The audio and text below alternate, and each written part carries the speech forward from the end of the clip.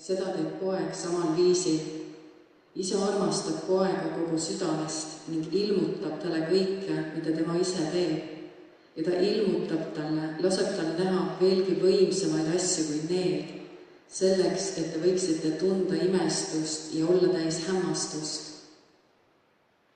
Ta ütleb siin mitu korda, mida ta ilmutab. Jeesus teeb seda, mida ta näeb isa tegemas. Meid on loodud elama ilmutuse pinnal. Meid on maast madalast õpetatud elama tegelikult info pinnal. Kui me läheme kooli või mida iganes koolis eriti muidugi, meile antakse niivõrd palju infot, me koos võtame endale sisse infot. Aga Jumal ei ole kutsunud meid elama info põhjal, ta on kutsunud meid elama ilmutuse põhjal, nende asjade põhjal, mida ta saab meile ilmutada meie südamesse, et me näeksime.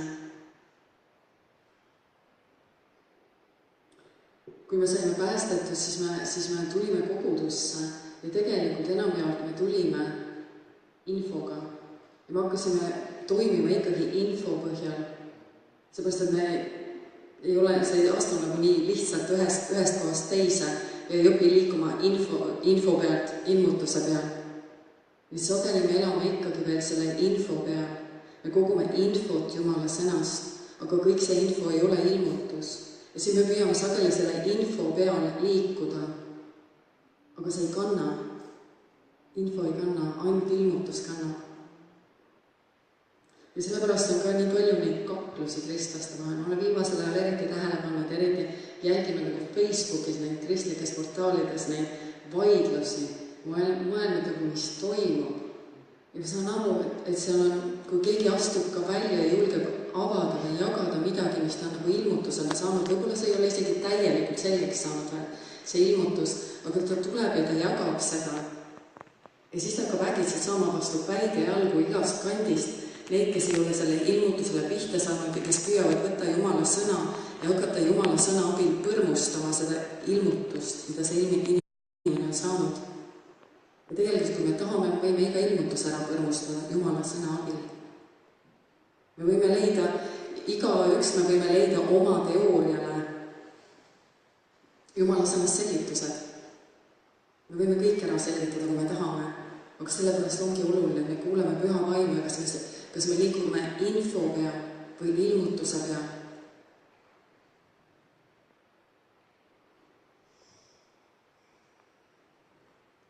Teise Korintlasele 3.6 ütleb ka, et kirjatäht suretab, aga vaim teeb elavaks.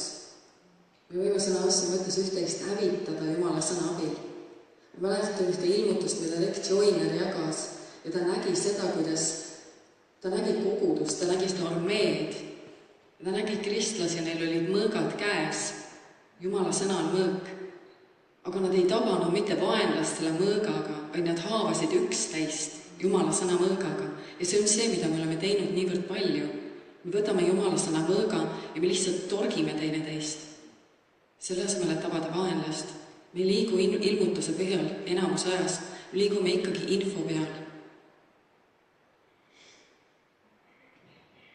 Aga Jumal ütleb meile, et see, kes on võimeline kuulma, see kuulaku ja pangu tähele, mida vaim kogudustele ütleb. Me tuleb õppida elama Jumala vaimu juhtimisel, nagu Jeesus, kes ütles meile, ta ütles ju otse, ma ei ole võimeline tegema mitte midagi iseenesest, kui vaid ainult seda, mida Isa mulle ilmutab.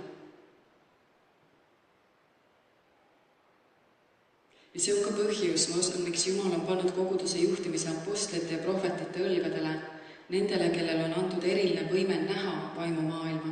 Igal kristlasel on võime ja tegelikult me peaksime nägema vaimumaailma. See on normaalne kristlik elu. Aga igaüht ei ole kutsutud apostliks või prohvetiks. 1. Korintlastele 12:27-28 juhendab kogudust. Ta ütleb, nüüd kollektiivselt olete te Kristuse ihu ja individuaalselt selle liikmed. Iga liige üksikult ja selgelt, igaüks oma isikliku positsiooni ja ülesandega.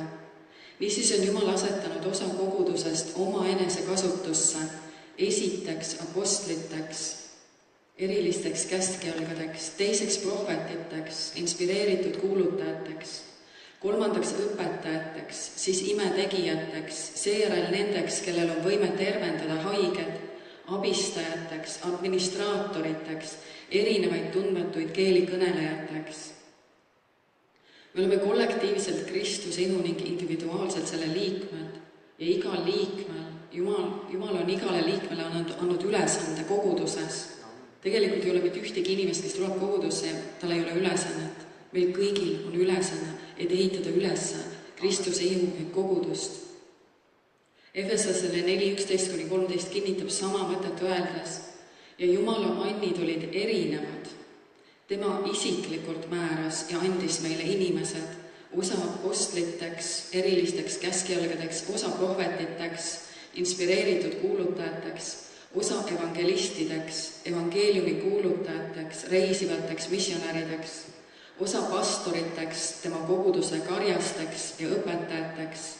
Tema eesmärk oli pühade, tema pühitsetud rahva täiustamine ja varustamine, et nad teeniksid Kristuse ihu kogudust. Me oleme üheskoos Kristuse ihu, aga igal ühel on oma roll ja meie ei ole need, kes valivad selle rolli endale või otsustame, mida me teeme koguduses. Jumal on selle määranud, tema on pea, meie oleme Kristuse ihu. Meid ei ole kutsutud tegema ükskõik mida koguduses, isegi meid ei ole kutsutud täitma neid tühja kohti, kus nagu mitte keegi ei teeni, et nagu on auk ja nagu keegi peaks minema ja mõtleme, et me astume siis välja ja teeme midagi seal. Aga tegelikult Jumal on pannud igale ühele meile väga konkreetse rolli.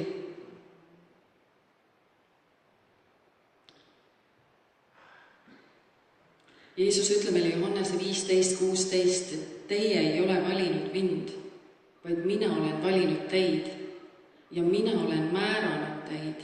Ma olen istutanud teid, et te võiksite minna ja kanda vilja ning jätkata vilja kandmist. Ning et see vili võiks kesta, et see võiks jääda elama. Nii et mida iganes te küsite Isalt minu nimes, selle võiks tema teile anda.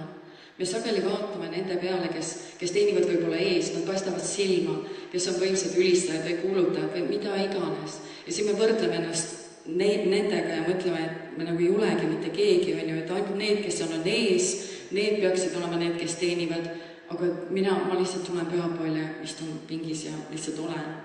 Aga Jumal ei ole kutsunud mitte kedagi pingis lihtsalt olema. Tema on määranud meile rollid ja kui ta on andnud meile midagi teha, see on tohutult oluline. Mis iganes see on tohutult oluline, et kogu Kristuse ihu saaks üles ehitatud ja saaks edasi liikuda. Ma võin siin ees kõneleda, aga kui keegi ei paneks valgustust peale, siis mitte keegi ei näeks midagi. Kui Kalmer või Gert ei teeks heli, siis keegi ei kuuleks midagi. Meil on kõigil tohutult oluline roll. Mitte ükski ei ole olulisem kui teine. Ja samuti, nagu ta ütleb, et meil tuleb vaimus liikuda. Meil tuleb liikuda selle järgi, mida püha vaim meile annab, mida püha vaim meile kõneleb. Me rääkisime just hiljuti, naistega rääkisime seda, kui Jumal annab meile vahel teha asju, mis tunduvad totokad, mis tunduvad nagu tõesti täiega imelikud, et mis mõttes me midagi teeme. Aga kui me astume välja ja teeme seda, selles on alati tohutu vägi vaimu maailmas. Me rääkisime tegelikult Viktorist, me rääkisime just sellest, kui ta sai südamesse kanda kirstu ühel konkreetsel päeval, konkreetsel ajal, tühja kirstu, kõndida mööda linna. Tal oli endal ka närv seis, see aasta ma olin nagu kaasas selle palvega ja ma nägin seda, et tõesti, et ta ei saa ise nagu täiesti aru, et mida ta teeb, aga ta astus välja ja ta teeb seda ja kindel on see, et iga samm, iga sõna, iga liigutus, mida me teeme, mida vaim annab meile teha, see toob esile elu. See toob esile elu ja see võtab maad vaimu hinge vaenlaselt. Sellepärast on nii oluline, et me teeme seda, mida Jumal annab meile teha. Ma täna hommikul mõtlesin see, et Helle hakkas plaksutama äkitselt. Ma mõtlesin, et see on nagu, see ei ole tühine, see pole absoluutselt mitte ebaoluline. Tavaliselt on niivisti, et seda võib-olla ei julge hakata plaksutama ja selle seal kuskil pingiridade vahel, pärast inimesed pööravad ja kõik vaatavad, sest sind on ju, et kes seda plaksutab, on ju, ma vaatasin ka. Aga ma tundsin, et selles oli vägi. Ma läksin kaasa sellega. Selliste liigutustega me võtame maad hingevaenlased vaimumaailmas.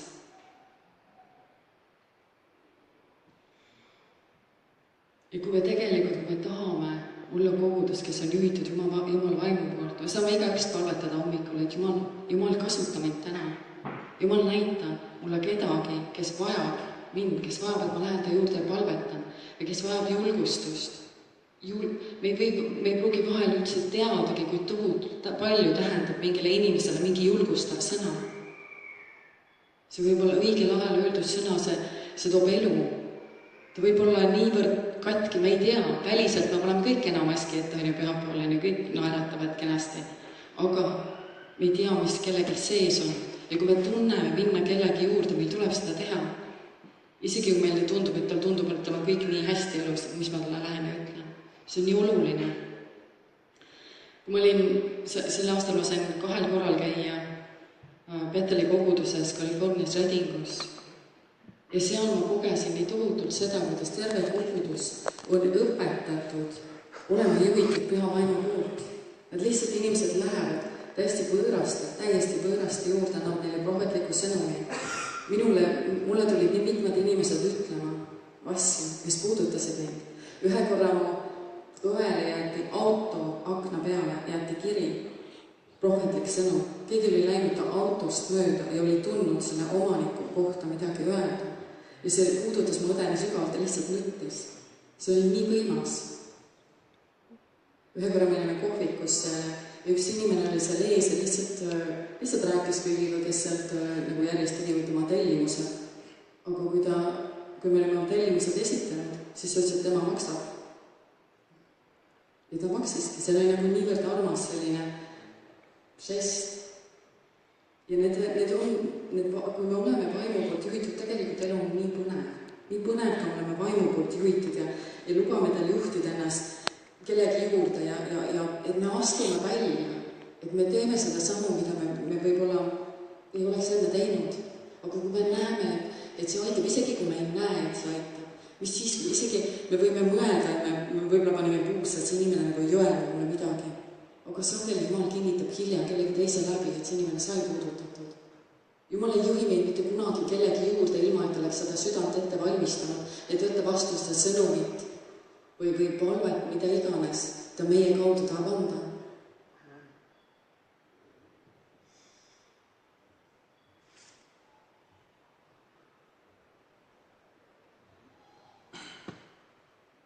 Kolosslastele 3.23 ütleb, et mis iganes on sinu ülesanne, tööta selle kallal kogu südamega, kogu hingega, nagu sa teeksid seda isandale ja mitte inimestele.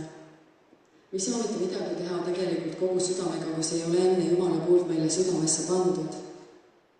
Kui me läheme ja püüame teenida ka mingis teenistusalus, mis ei ole tegelikult Jumala poolt meile südamele pandud, siis me ei tee seda kui Jumalale, me punnime ja me pingutame, me ei ole õnnistuseks mitte kellelegi.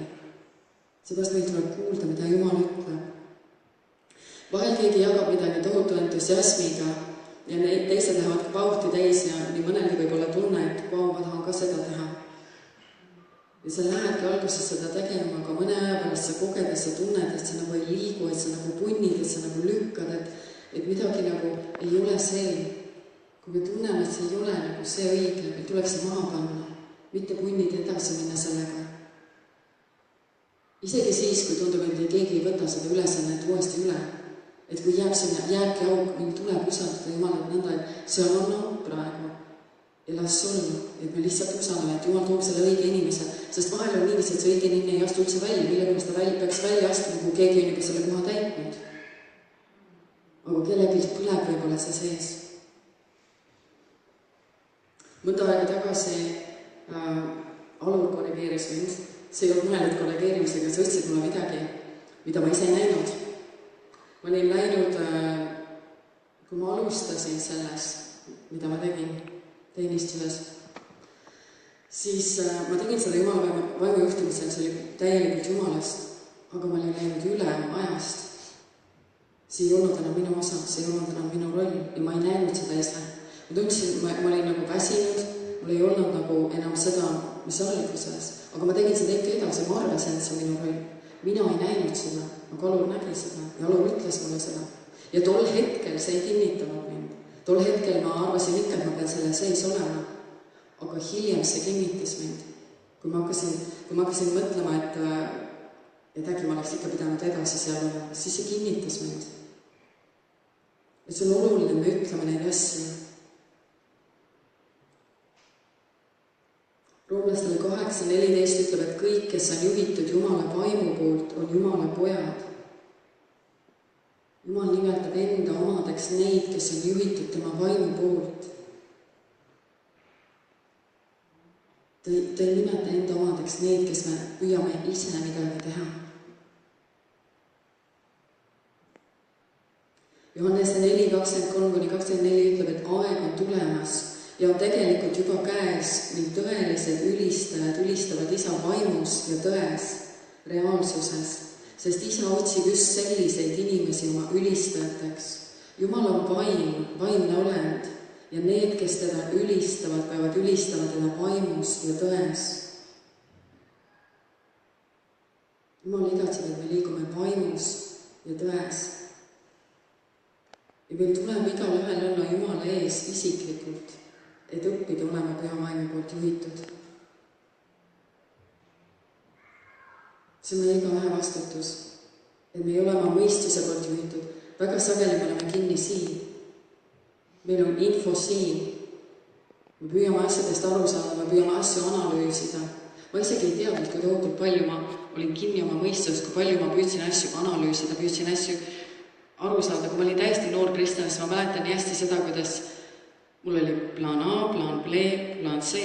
Kui Jumal mulle näitas ühel hetkel, et mul ei tohiks olla neid ülejäänud plaane. Mul oli nagu see küsimus, et mis mõttes, et peab ju alati olema plaan B, kui see läbi kukub, siis peab olema plaan C ka. Aga Jumal näitas, et on ainult üks plaan ja mul tuleb teda usaldada. Usaldada, et tema kannab.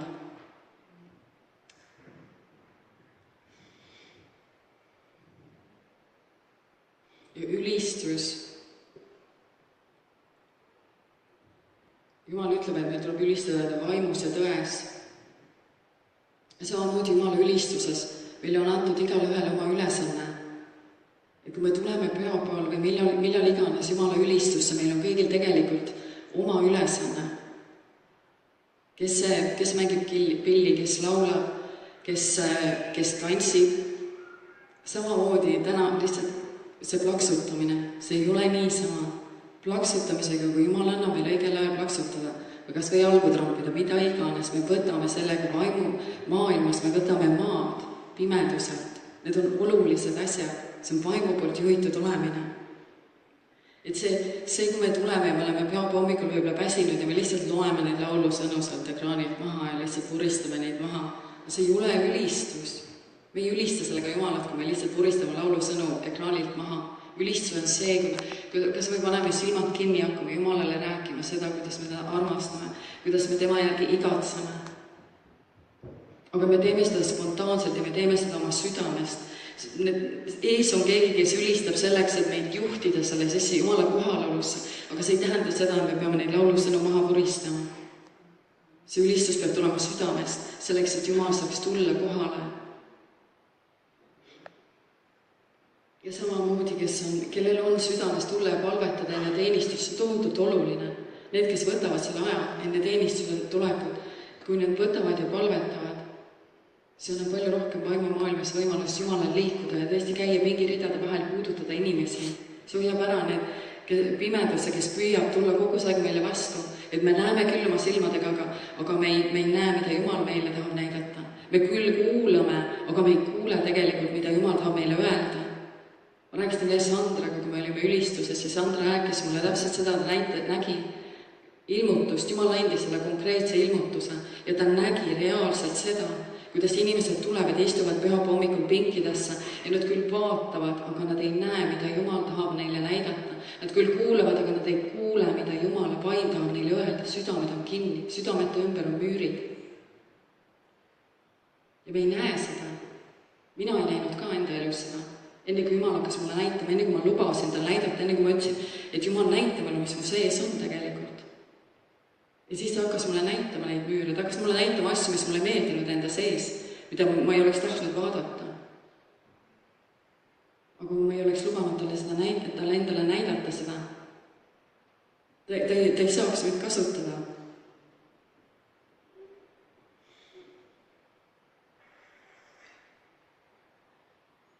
Ja ülistus on mitte ainult see, me tuleme tõesti pühapäeval ja ülistame, aga ülistus, Jumala ülistus on tegelikult see, kui me kasutame oma ande.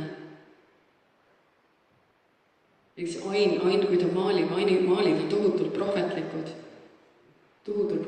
Iga maal on sõnumiga, ta ei ole lihtsalt maalitud. Samamoodi, kui keegi kirjutab, mida iganes, kui keegi teeb isegi süüa, kui ta on Jumala poolt antud see and, siis see tuleb võidmisega ja see teenib inimesi.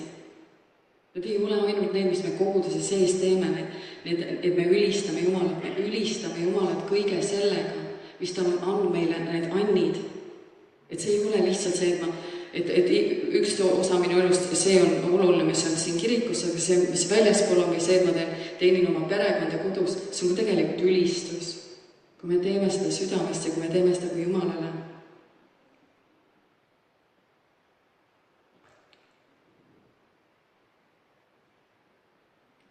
Õpetus on 29.18 sõnum Piibli tõlkes ütleb, et kui inimesed ei näe, mida Jumal on tegemas, siis komistavad nad iseenese otsa. Kuid kui nad teevad selle järgi, mida tema on ilmutanud, siis on nad ülimalt õnnistatud. Kui inimesed ei näe, mida Jumal on tegemas, siis nad komistavad iseenda otsa. Kus me silmad on? Kas me vaatame enda peale? Kui me vaatame enda peale, me komistame iseenda otsa. Me kukume, kui me vaatame iseenda peale. Alati on keegi, kes on meist parem, me hakkame võrdlema, me hakkame võistlema, me hakkame mõõtma. Ja me alati oleme viletsamad, sellepärast, et nii kui me vaatame enda peale, siis ta hingevaenlane on ikkagi kohe kohal ja ta näitab meile kohe meie pead kätte, ta näitab kõike ülikülluses. Meil tuleb vaadata Jumala peale, nagu laul 34.5 ütleb, et nad vaatasid Jumala peale ja särasid rõõmust. Nende näod ei saa iialgi punastama häbistega olema segaduses, maailma segaduses. Kõik me ümber on segaduses. Kui me vaatame maailma peale, me oleme samamoodi segaduses. Meil tuleb vaadata Jumala peale. Meil tuleb kuulda, mida tema meile ütleb. Mitte seda, mida ta teistele ütleb, mida ta meile ütleb ja teha seda. Ja kui me liigume igaüks nõnda, siis saab kogudus tervikuks. Roomlastele 9. peatüki lõppsõnum Piibli tõlkus on tõsine hoiatus kogudusele. Ja ta ütleb, et need inimesed, kellel ei paistnud olevat mingit huvi selle vastu, mida Jumal oli tegemas, võtsid tegelikult avasüli vastu selle, mida Jumal tegi, kui ta pani korda nende elud. Ja Iisrael, kes tundus olevat nii huvitatud selle kohta lugemisest ja sellest rääkimisest, mida Jumal oli tegemas, pani puusse. Kuidas nad said mitte mõista? Sest selle asemel, et usaldada Jumalat, võtsid nad ohjad enda kätte. Nad olid nii kütkestatud sellest, mida nad ise tegid. Nad olid nii kütkestatud oma Jumala projektidest, et nad ei pannud tähele Jumalat otse enda ees, nagu tohutud kallid keset teed, ja nõnda nad komistasid temasse ja kukkusid. Me võime olla täiesti niiviisi, et Jumal on meie ees ja me komistame tema otsa ja kukume ja me ei näe teda. Jumal kutsub igaühte meist sügavale oma südamesse. Aga minna sügavale Jumala südamesse tähendab minna sügavale oma enda südamesse. Me ei saa minna sügavale Jumala südamesse, kui me ei lähe sügavale iseenda südamesse. Kui me ei ole valmis nägema seda, mis meie sees on. Ja meie sees on palju asju, mis ei ole ilusad, mida me ei tahaks näha. Aga Jumal kutsub meid sügavale tema südamesse ja iseenda südamesse. Ta tahab meid vabastada, ta tahab meist teha selle võiduga koguduse, kelleks ta meid kutsunud. Ja ta ütleb, sõnu Piibli tõlkisele Matteuse 11.28-30 ütleb, kas sa oled väsinud? Kas sa oled ära kurnatud? Kas sa oled religiooni poolt läbi põletatud? me oleme sageli religiooni poolt läbi põletatud, meil on nii palju käske, meil on nii palju keelde, me oleme võtnud enda peale nii palju koormaid. Aga ta ütleb, tule minu juurde, tule ära koos minuga ja sa saad tagasi oma elu. Ma näitan sulle, kuidas tõeliselt puhata. Käi koos minuga ja tööta ühes minuga. Jälgi, kuidas mina seda teen. Õpi selgeks armu sundimatud rütmid. Ma ei pane su peale mitte midagi rasket ega halvasti istuvat. Õpi mind intiimselt tundma ja sa õpid elama vabalt ja kergelt. See on ilus, õpi selgeks armu sundimatud rütmid. Ma ei pane su peale mitte midagi rasket ega halvasti istuvat. Õpi mind intiimselt tundma ja sa õpid elama vabalt ja kergelt. Kõik algab sellest meie isiklikust suhtest Jumalaga. Sellest saab kogudus üles ehitatud või kogu kokku. Meil on kõigil vastutus Jumala ees ja koguduse ees. Palvetame. Isa, me tuleme su ette, me avame oma südamed sinule. Isa, sinu sõna ütleb ilmutuse raamatus, et sina seisad meie südame uksel ja sa koputad. Ja sa räägid seal kogudusele, sa ei räägi seal maailmale. Sa seisad kristlaste südamete ustel ja sa koputad ja sageli me ei kuula. Aga isa, me otsustame, et me avame oma südamed sinule. Isa, tule ja tule, me avame oma südamed sinule. Kõneta meid. Näita meile, mida sina tahad meile näidata. Avame südame silmad, et näha. Avame südame kõrvad, et kuulda. Isa, aita meil tulla sügavamale sinuga, sügavamale sinu südamesse. Õpeta meid elama vabalt ja kergelt. Sa ütlesid, käi koos minuga ja tööta ühes minuga. Ja sa pidi elama vabalt ja kergelt. Isa, sa oled tõotanud meile kõigile, ükskõik kus me oleme. Me võime elada vabalt ja kergelt, aga see saab sündida ainult siis, kui me elame koos sinuga, kui me õpime sind intiimselt tundma. Isa, me palume, et me võime olla kogudus ja tõesti eraldi selle eluliikmed, kes tunnevad sind isiklikult ja intiimselt ja sügavuti ja kes on valmis jätkuvalt minema sügavale ühes sinuga, sinu südamesse ja meie endi südamesse. Isa, tõmba meid sügavale oma südamesse, kõneta meid, ilmuta meile seda, kes me tõeliselt oleme, sest sa oled igaühe meist loonud kardetavaks imeks. Mitte ükski meist ei ole tavaline, mitte ükski meist ei ole keskpärane. Igaüks meist on kardetav ime, igaüks meist on eriline, ainulaadne, kordumatu. Me ei saa vaadata mitte kellegi teise peale selleks, et avastada iseennast. Sest mitte keegi teine ei ole selline, nagu oleme meie. Isa, ilmuta meile, kes me oleme, näita meile seda. Me teame sellest nii väikest osa ainult. Näita meile, mis on meie annid. Õpeta meid liikuma vaimus ja kasutama oma ande ja avastama üha uusi ande meie sees, sest meie sees on nii tohutult palju enam kui see, mida me oleme senini avastanud. Aita meil avastada sind ja avastada iseennast. Isa, tule. Me muudame elud selliseks, et me elud oleksid ülistuseks sinule. Ja ma lihtsalt palun, et sa puudutad igaühte siin, et sa kõnetad igaühte. Et kui me läheme ära täna, need ühed sõnad, mida sinu vaim meile tahab kõneleda, need jäävad meie südamesse ja need ei kao. Ja hingevaenlane ei varasta neid Jeesuse nimel. Vaid sina tuled ja sina näitad, kuidas edasi. Ja ma õnnistan seda kogudust. Ma tänan siin, et see võib oleks vaimu poolt juhitud kogudus. Õnnistatud kogudus. Jeesuse Kristuse nimel. Amen.